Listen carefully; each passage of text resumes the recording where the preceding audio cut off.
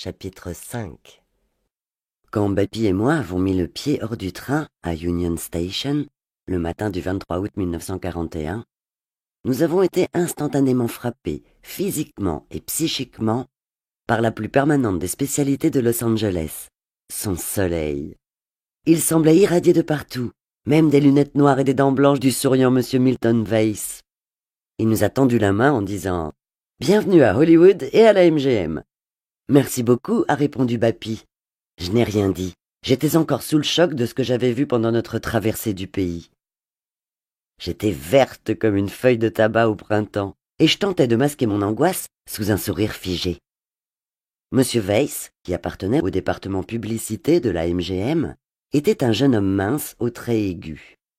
Il portait un costume d'été très léger, de couleur grise, et un borsalino impeccable du genre qu'affectionnait Humphrey Bogart.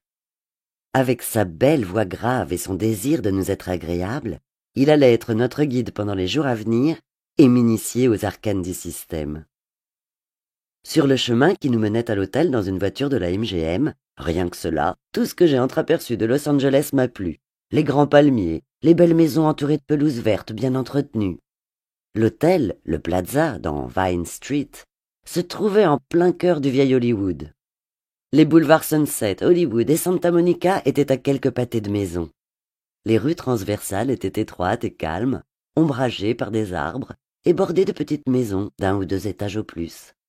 La circulation n'était pas effrayante, il n'y avait pas de brouillard mais du soleil et des nuits claires semées d'étoiles. L'émotion était totale.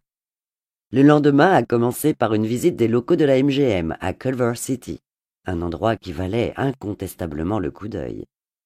23 studios de tournage modernes, vastes cavernes toutes noires, aussi grandes que des hangars à avions, étaient répartis sur un gigantesque territoire qui a fini par dépasser les 90 hectares. La MGM avait le plus grand labo photo du monde, employait 4000 personnes, avait une gare, un port et même une jungle miniature qui n'attendait que le bon vouloir d'un réalisateur inspiré. Mais surtout, la MGM avait des stars. Il y a plus de stars à la MGM que d'étoiles au firmament, proclamait un des slogans publicitaires de la maison. Et je n'allais certes pas prétendre le contraire. D'autres studios pouvaient peut-être se vanter d'avoir de meilleurs réalisateurs ou de meilleurs auteurs. Mais la MGM avait les stars. Greta Garbo, mon idole de toujours, Clark Gable, les Barrymore, John Crawford, Spencer Tracy, James Stewart, Mickey Rooney et Judy Garland, Greer Garson. Chaque fois qu'un nom était cité, c'était l'écurie MGM. Louis B. Mayer, le grand patron, aimait à considérer le studio comme une grande famille. Inutile de préciser qui était le papa et qui étaient les enfants dociles. Un rendez-vous avec Louis B., j'ai vite eu l'occasion de le comprendre, devait être vécu comme une audience papale. À sa façon, Mayer veillait jalousement sur ses stars. Les films de la MGM étaient toujours les plus somptueux, ceux qui bénéficiaient des plus gros budgets, des meilleurs techniciens, et leur glamour était incontestable. Les grandes stars étaient bien payées. En 1941, Clark Gable a gagné officiellement 357 000 $, et le studio déployait un maximum d'efforts pour être à la hauteur de la devise de Louis B. Mayer. De la qualité, de l'ambition, de la classe. La MGM est parvenue assez souvent à l'emporter en termes de célébrité et de succès, tant sur le plan des bénéfices financiers que des Oscars remportés. En 1939, le studio avait sorti mon film fétiche, Autant en emporte le vent, et au cours de ma première année à Hollywood, il y a eu 52 sorties, avec l'habituelle proportion de Tarzan, Dr. Kildare, Andy Hardy et autres séries à faire du fric, et de productions plus nobles comme Dr. Jekyll et Mr. Hyde avec Spencer Tracy. Pour qui voulait se lancer à Hollywood, la MGM semblait donc le bon choix. Ce que je ne savais pas et ne pouvais pas savoir à l'époque, c'est que je faisais mon entrée à la MGM au commencement de la fin.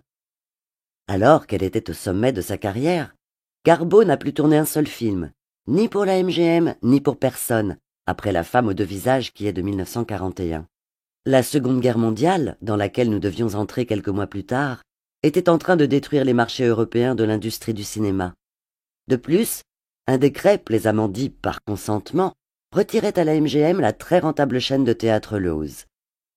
J'étais peut-être en train de faire mes timides premiers pas à Hollywood, mais le système des studios vivait, lui, ses ultimes heures de gloire. Si je ne savais rien de tout cela, je n'ignorais pas, en revanche, que j'étais loin d'atteindre les gains de Clark Gable, voire ceux de Dina Durbin, qui avait le même âge que moi et touchait 112 000 $ dans l'année. Moi, j'avais 50 $ par semaine, et par les vertus d'une clause sibylline glissée dans mon contrat, le studio avait le droit de m'imposer 12 semaines de chômage technique par an, pendant lesquelles mes indemnités tombaient à 35 $. Manifestement, avec ce niveau de ressources, Bappy et moi ne pouvions pas nous éterniser au Plaza.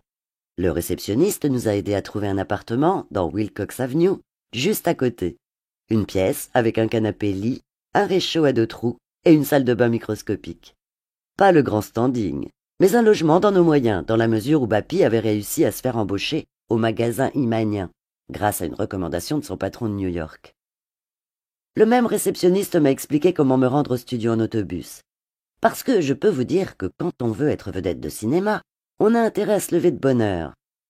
À 5 heures du matin, je sortais dans le froid des petits matins hollywoodiens et je marchais jusqu'à la station de bus qui se trouvait à environ 3 pâtés de maison de chez moi. Je prenais alors un premier bus jusqu'à Wilshire Boulevard. De là, un deuxième bus me menait tout près de Culver City et un troisième me laissait devant la porte du studio. Les charmants messieurs chargés de filtrer les entrées et qui avaient manifestement vu défiler des millions de minois blêmes au cours de leur carrière m'ont indiqué le chemin des salles de maquillage. C'était ma première destination. J'avais en main un papier me donnant mes instructions, mon ordre de mission, où il était écrit que je devais me présenter sur un plateau en qualité d'extra dans une scène de bal. La perspective était plaisante, mais je devais d'abord passer au maquillage. J'étais terrorisé. Dès que j'ai fait un pas au milieu des blouses blanches et dans l'agitation générale, en annonçant timidement « Je suis Ava Gardner », on m'a dit de venir ici. Je me suis rendu compte que ni ma déclaration ni mon accent de Caroline du Nord n'électrisaient les populations. Personne n'avait jamais entendu parler d'Ava Gardner. Personne ne se souciait de savoir s'il aurait de nouveau l'occasion de rencontrer Ava Gardner. Occupés, ils l'étaient tous. Mais Jack Dawn, le chef maquilleur, a fini par être informé de mon arrivée, et il est venu voir pourquoi je m'étais perdu là. Il s'est montré très brutal. « Vous vous êtes trompé d'endroit, vous devriez être en bas, au maquillage des extras. » Le ton de sa voix indiquait que le maquillage des extras était une sorte de léproserie spécialement conçue pour les jeunettes de mon espèce. Confuse, j'ai exhibé mon bout de papier en insistant d'une voix plaintive. « Mais on m'a dit de venir ici. »« Vous vous êtes trompé, » a maintenu Jack. « Les extras, c'est en bas. » Bien sûr, je me suis dit rétrospectivement que j'aurais dû leur dire que j'étais sous contrat, formule magique qui faisait toute la différence entre l'officier et le sans-grade. Je pense que Jack Dawn avait décidé d'être gentil, car il a sorti une feuille de papier et ajouté « Tenez, voici une liste des produits de maquillage dont vous aurez besoin, en bas. » Ce « en bas » sonnant dans sa bouche comme le fin fond de l'enfer. Et tandis que les yeux me sortaient des orbites, il a continué. « Fond de teint. » C'était quoi ce truc? « Mascara. » Jamais entendu parler. On dirait un nom de maladie. « Fossile. » J'avais autant besoin de fossiles que d'une deuxième tête. Et un tas d'autres choses encore. Je suis resté planté à méditer sur cette liste en songeant. Comment je vais pouvoir me payer ça, en plus des transports, du loyer, de la nourriture, avec 35 $ par semaine? Je suis allé à la parfumerie et j'ai dépensé tout mon argent, sauf le prix des 3 billets d'autobus pour rentrer chez moi. Bappy a examiné mes emplettes d'un œil soupçonneux, en émettant des bruits divers et incongrus. Surtout à propos du fond de teint. Elle avait raison. À cette époque, il s'agissait d'un truc franchement horrible. Une espèce de pâte jaune vif que l'on appliquait avec une éponge. Et qui craquait quand on souriait. Même Garbeau aurait eu des allures de Madame Frankenstein. Pour tout dire, je ne m'en suis jamais servi. Entre-temps, le département maquillage avait fini par apprendre que la petite était sous contrat et n'appartenait pas à la catégorie des extras. En conséquence de quoi, les produits de maquillage étaient à la charge du studio payé par Louis B. Mayer. La fois suivante, j'ai été confié à Charlie Cham, qui était un amour, et est resté mon maquilleur pendant des années. Une seule fois, j'ai dû taper de mon petit pied de Caroline du Nord. À propos des sourcils. Il voulait me les arracher tous. J'ai poussé un grand « Non !» et j'étais prête à ajouter « Le premier qui essaye, je lui casse les dents !» Mais la cause était déjà entendue. En ce temps-là, à Hollywood, on rasait ou l'on épilait complètement l'arcade sourcilière et l'on traçait une fine ligne au crayon. Lana Turner, la pauvre, a beaucoup souffert à cause de cette habitude, car on lui épilait tous les sourcils un par un, on lui redessinait l'arcade que l'on lissait à la cire jusqu'à ce qu'elle soit obligée d'utiliser le crayon. Je les ai laissés faire ce qu'ils voulaient avec mes lèvres, qu'ils ont transformées en une sorte de grosse tache écarlate à la John Crawford. En fait, quand je me suis regardé dans la glace après, j'ai eu beaucoup de mal à me reconnaître. Mais c'était le sort habituel réservé aux starlettes d'Hollywood à l'époque. Le mot d'ordre était de produire à la chaîne des espèces de poupées chinoises plus ou moins interchangeables et tout le monde obtempérait. S'il était une personne à la MGM qui échappait à cette routine stéréotypée, c'était bien Sidney Gilaroff. Lui était un grand de la coiffure, mais notre première rencontre a été marquée par un moment horrible que je ne suis pas prêt d'oublier. J'étais sagement assise dans un fauteuil du salon de coiffure de Sidney et j'attendais mon tour en compagnie de 3 ou 4 autres filles. Nous n'étions que trop heureuses d'attendre, car Sidney était un grand artiste. Il avait été le coiffeur de John Crawford, de Greta Garbo et de Dieu sait qui encore. Mais ce jour-là, il devait créer des coiffures pour notre brochette de starlettes. Nous étions toutes des figurantes, mais sur des plateaux différents. Certaines devaient avoir l'air de citadines, d'autres d'employées de bureau, d'autres de paysannes. Autant de contraintes qui ne posaient aucun problème à Sidney. En revanche, ce qu'il ne supportait pas, c'était le bruit de quelqu'un en train de mâcher du chewing-gum. Il faut que vous sachiez une chose, c'est qu'en Caroline du Nord, on mastiquait du chewing-gum et même on le faisait claquer aussi naturellement que l'on respirait. C'était une des choses normales de la vie. J'avais donc un chewing-gum dans la bouche pour m'aider à rester calme, quand tout à coup, sans réfléchir, je l'ai fait claquer. Je me suis arrêtée net, pétrifiée, mais c'était trop tard. Pour Sidney, ce bruit avait résonné comme un coup de pistolet, et il a réagi comme si un fer à friser brûlant l'avait frappé dans la nuque. Sa voix s'élevait, puissante, froide et claire. « Quelle est la fille qui mange du chewing-gum ici? Veuillez ôter ça de votre bouche tout de suite !» Si seulement j'avais su la haine diabolique que Sidney vouait au chewing-gum, jamais je n'aurais osé mastiquer. Mais c'était trop tard. J'ai fait la seule chose possible. J'ai avalé mon chewing-gum et je me suis tassée dans mon fauteuil, essayant de me faire si petite que personne ne puisse me voir. Mon visage devait être écarlate, et j'étais incapable d'articuler le moindre mot. Sidney nous a regardés successivement, prêt à fondre sur sa victime. Toutes les filles avaient l'air innocents. Moi, j'avais la tête d'une condamnée à la veille de son exécution. Il s'est arrêté un instant derrière mon fauteuil. Son instinct lui disait qu'il ne s'était pas trompé. Mais le message était passé, inutile d'ajouter à l'humiliation.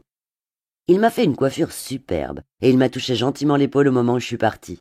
J'avais survécu, et à ce point de ma carrière, pour autant que l'on pouvait parler de carrière, finir la journée en ayant survécu était ce que je pouvais espérer de mieux.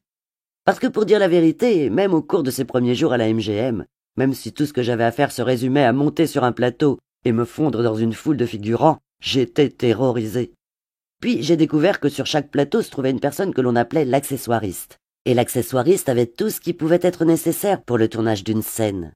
Et quand je dis tout, c'est vraiment tout, jusqu'à des boissons de toutes sortes. Café, thé, soda, et du sérieux.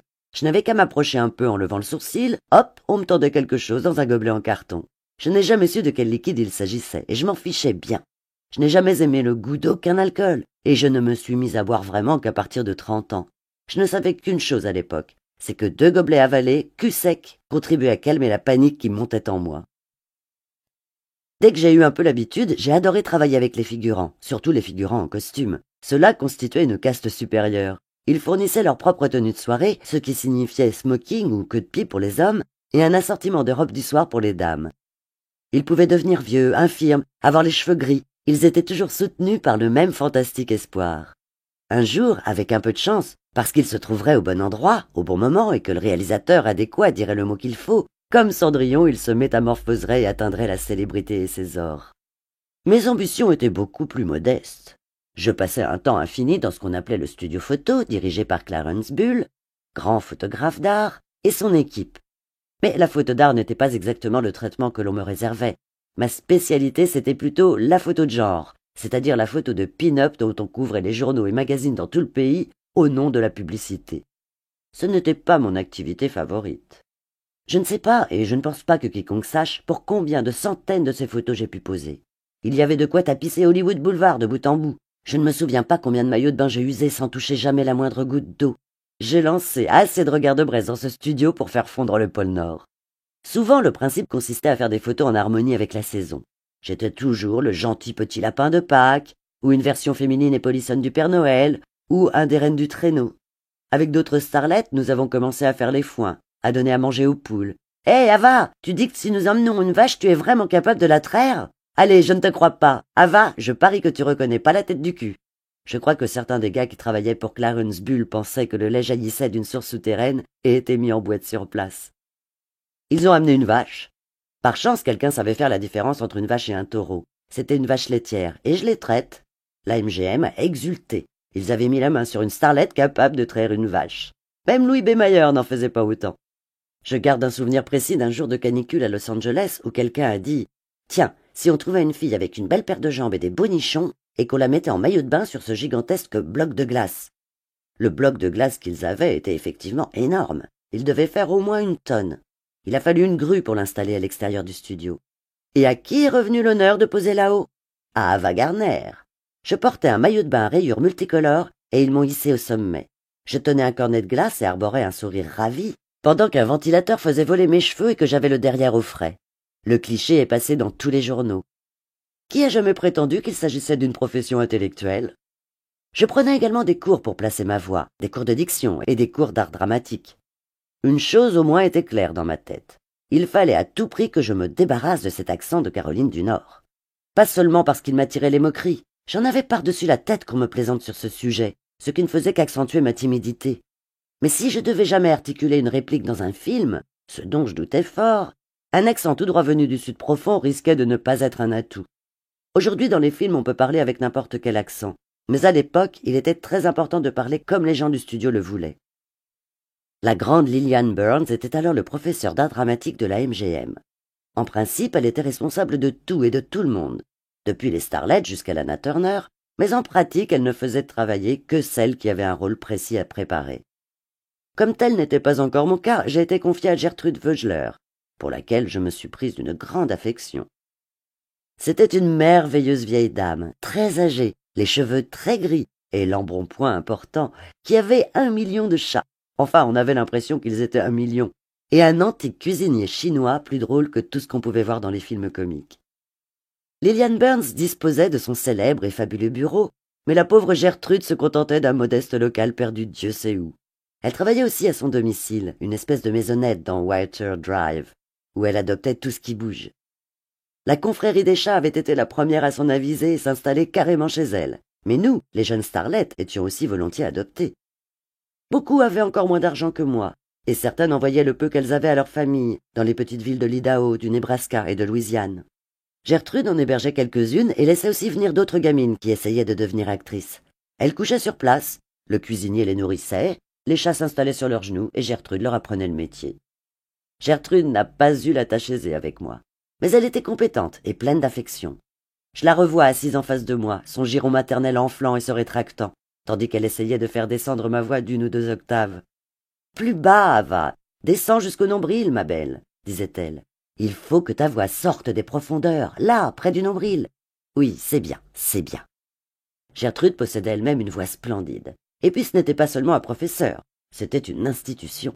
Elle vous donnait 1 page de dialogue à travailler, et si elle n'avait pas assez de temps, hop, elle vous ramenait chez elle, et vous vous retrouviez en train de faire du yoga, des exercices de respiration et tout ce genre de trucs. Le souffle ne devait pas monter de la gorge, mais de dedans, plus bas. Pendant des années, chaque fois que j'étais de passage à Los Angeles, et je suis certaine qu'il en allait de même pour beaucoup de ses élèves, j'allais l'embrasser et lui dire merci. Une chose dont je n'ai pas eu à me féliciter, ni à l'époque ni après, c'est le maudit contrat que j'avais été obligé de signer avec la MGM. J'étais tenue d'accepter tous les rôles que l'on me confiait, quels qu'ils soient. Je devais assurer une présence personnelle, pour raisons publicitaires ou tout autre motif qu'ils étaient susceptibles d'imaginer, partout où ils décidaient de m'envoyer. Faire tous les voyages que la MGM jugeait opportuns. En revanche, il m'était interdit de quitter Los Angeles, même lorsque j'étais en vacances, sans leur permission.